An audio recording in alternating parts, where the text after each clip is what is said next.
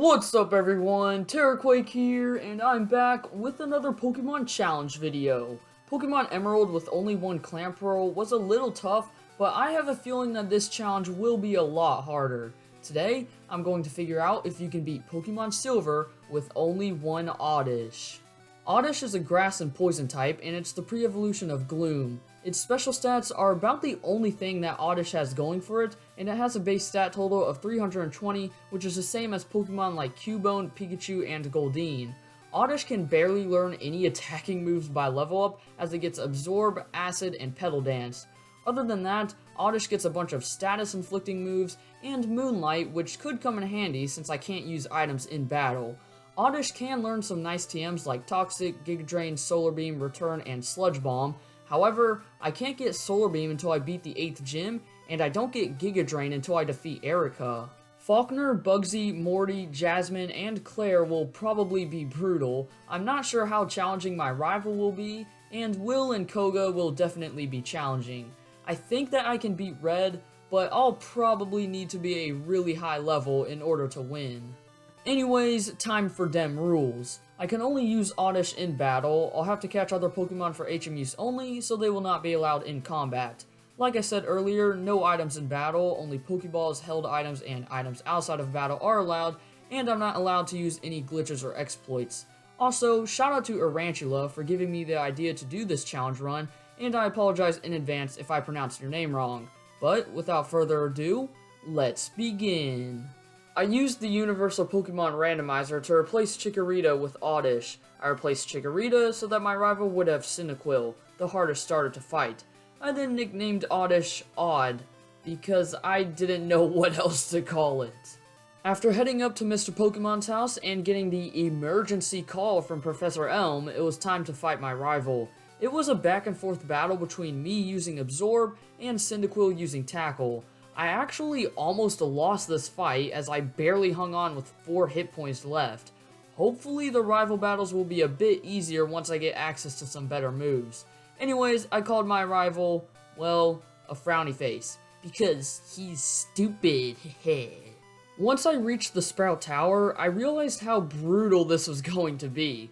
What you're seeing right now is the second battle in the tower, and it took forever. Absorb only has 20 PP, so by the end of the fight, I had 1 Absorb remaining. I probably would have lost this fight if I didn't get some lucky high rolls. From one brutal place to the next, it's time for Faulkner. I got so lucky that Pidgey never decided to use Mud Slap, and instead, he just went for Tackle, so 4 Absorbs did the trick. I poisoned Pidgeotto as he hit me with a Gust. I then proceeded to whittle him down with Absorbs, and I eventually won the battle. However, I only had 10 HP remaining, but that was still better than I thought it would be. At level 23, I learned Acid, and it made the fight against Bugsy a lot easier than I thought it would be. Metapod died in 2 Acids, while Kakuna went down to 3 Acids and an Absorb, so Scyther was out last. Even though he started to build up Fury Cutters, Acid was doing some good damage, so I managed to win the battle pretty easily. Before heading out of Azalea Town, Frowny Face decided to battle me once again.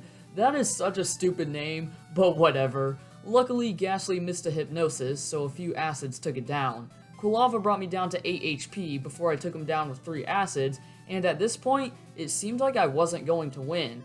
However, Zubat got me down to 1 HP with Bite, but due to a critical Acid, I took him down right before I was about to die. That could be the clutchest critical hit that I have ever had. Time for Whitney. I hit Clefairy with an Acid, and somehow she got Blizzard by using Metronome, but luckily it missed. I took down Clefairy with another Acid, so Miltank was up last. But it immediately went for Rollout, and even with me poisoning it, I still got taken down. If I can get lucky and have Whitney not use Rollout, I think I can win. And I was right. On my very next attempt, Miltank used Stomp and then Rollout, but I got a critical hit on my 3rd Acid, which allowed me to win the battle with 17 hit points remaining. Oh, shut up, Whitney, just give me my badge and get out of my face! In the Burnt Tower, I tried to battle my rival, but Acid was barely doing any damage to Haunter, and once he used Curse, the battle was over. Not to mention, Quilava is always out next, and he just spams Ember. After that attempt, I definitely need to do some grinding. After getting to level 39, I tried again. This time around, Quilava went down in 2 acids, but I was only left with 31 HP. However, due to Curse not inflicting damage on you on the turn that you kill the opponent's Pokemon, I held on to one-shot Magnemite and Zubat with a Petal Dance. I think that I would have lost though if I didn't get yet another critical hit on Zubat. Going into the battle against Morty, I thought that it was going to be hard, but Petal Dance wrecked shop. I one-shot Ghastly, and I nearly one-shot Morty's first Haunter as he hit me with a Nightshade, but on my next turn I got through Confusion and took him down with an Acid. Gengar missed Hypnosis, and then I snapped out of Confusion to hit him with a Petal Dance, and since Morty was dumb and decided to use Mean Look on the next turn, I got another clutch critical hit to take down Gengar. Last out was Morty's second Haunter, and I got off one more Petal Dance before getting confused. However, Haunter only hit me with a Nightshade, and I got through Confusion once again to finish the job with an Acid. I feel like I have gotten unbelievably lucky in this challenge so far. I know I say this every time, but why is the medicine to heal Ampharos called the Secret Potion if Jasmine just tells a random 10-year-old exactly where it is? Anyways, Chuck was the easiest gym battle up to this point. Primeape got 2-shot by Acid as he barely put any damage on Oddish, and Poliwrath died to 1 Petal Dance. Right after that, I took a shot at Jasmine, and it went way better than I expected it to go. Her first Magnemite got 1-shot by a Petal Dance, so Steelix was up next. Another Petal Dance couldn't take him down, and then Jasmine used a Hyper Potion. Luckily, I was able to get through Confusion and kill Steelix with another Petal Dance. Last out was Jasmine's second Magnemite, and it managed to hang on from 1 Petal Dance, but my amazing luck continued as I got through Paralysis and Confusion on the next turn to take it down with a cut. That was my first attempt at this fight, and I can't believe that I won. After watching Lance's Dragonite literally murder a guy, it was time for Price. But since his whole team is weak to grass, I one-shot Seal, Dugong, and Piloswine with a Petal Dance. Let me correct myself from earlier. This was the easiest gym battle so far. While going through all of the Team Rocket plotline in Goldenrod City, Frowny Face challenged me to a battle. Golbat went down in 2 cuts, so Quilava was up next. I took him down with 2 acids, but he did hit me with a strong Flame Wheel. From there on out though, it was a clean one-shot sweep with Petal Dance. I was thinking that the Rocket Executive at the top of the radio tower was going to be a little tough since he had 2 fire types, but I overestimated him as I mopped the floor with his team. Time for the 8th gym battle against Claire. I got lucky on her first Dragonair as it missed a Thunder Wave, so I killed it with 2 acids. Her second Dragonair managed to paralyze me, and then it hit me with an Ice Beam before going down. Claire's third Dragonair suffered the same fate as the first 2, so Kingdra was out last. She hit me with a Dragon Breath, but then I got a critical hit with Petal Dance to win the fight.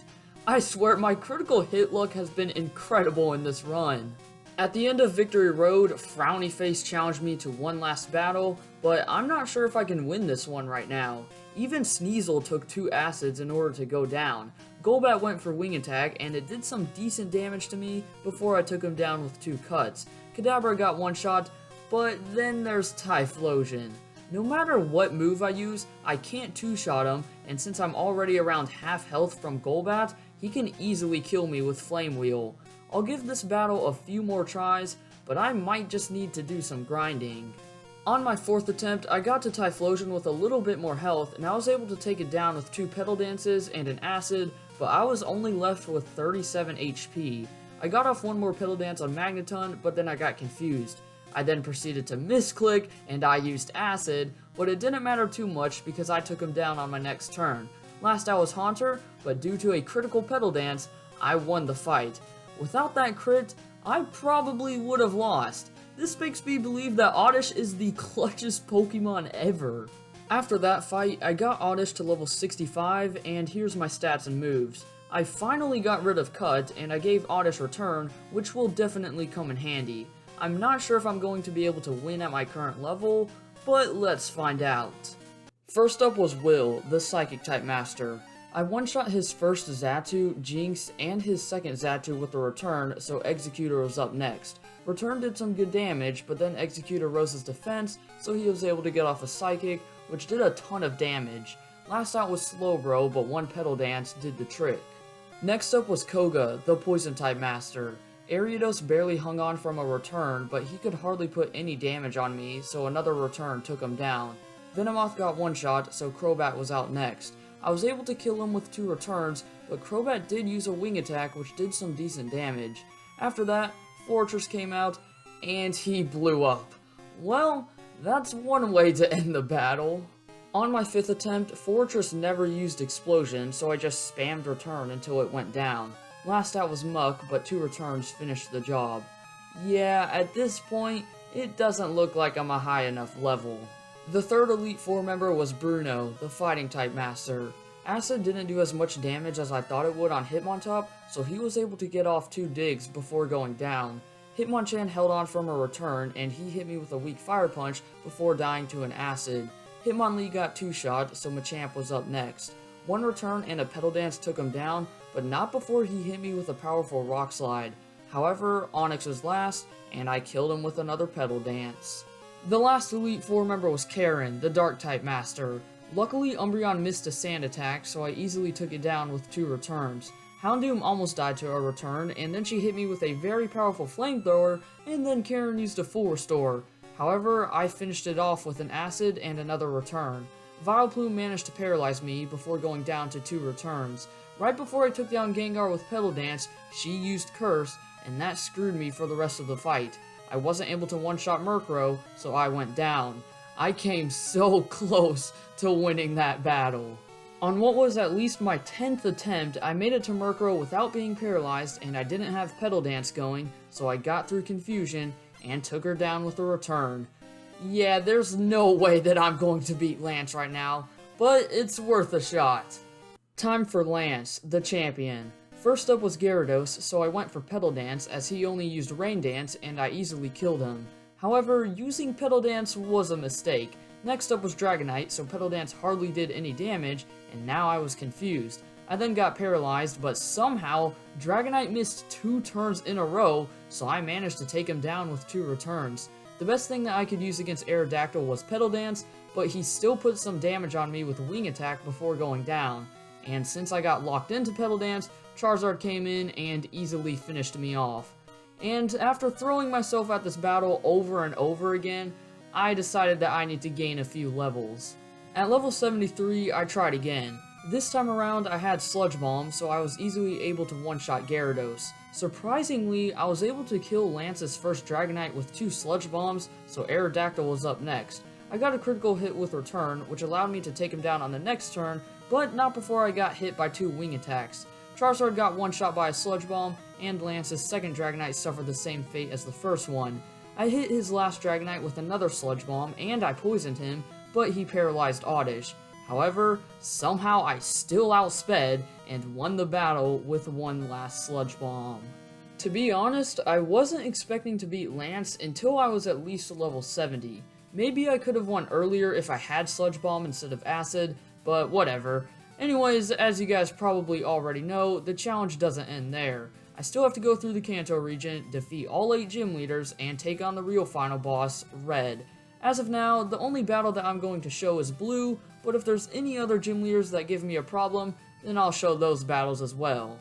Alright, time for Blue. Pidgeot went down to a Sludge Bomb, and Alakazam died to a single return, so Arcanine was up next. One Sludge Bomb nearly killed him as he hit me with a Flamethrower that brought me to around half health.